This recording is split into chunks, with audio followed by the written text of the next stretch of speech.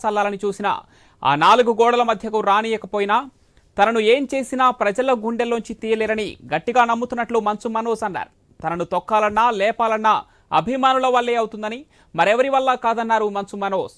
న్యాయం కోసం ఎంత దూరమైనా వెళ్తానని మంచు మనోజ్ వెల్లడించారు.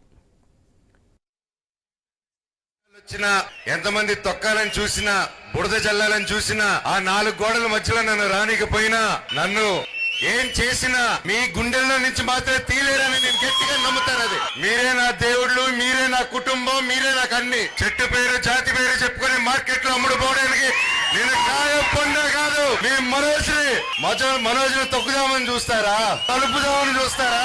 నన్ను తొక్కుదామన్నా పైకి లేపాలన్నా అది మీ జనాలు, అది మీ అభిమానులు, అది మీ చేతుల వల్లే అవుతుంది. ఇక ఎవరి వల్ల కాదు ఈ ప్రపంచంలో. నేను ఎప్పుడో కాసు కోసం నిలబడినప్పుడు ఆ కాసు న్యాయం జరిగేంత వరకు నేను అది వదిలిపెట్టేది లేదు. అది బయట వాళ్ళైనా సరే, నా వాళ్ళైనా సరే, న్యాయం కోసం ఎంత దూరమైనా వెళ్తాను.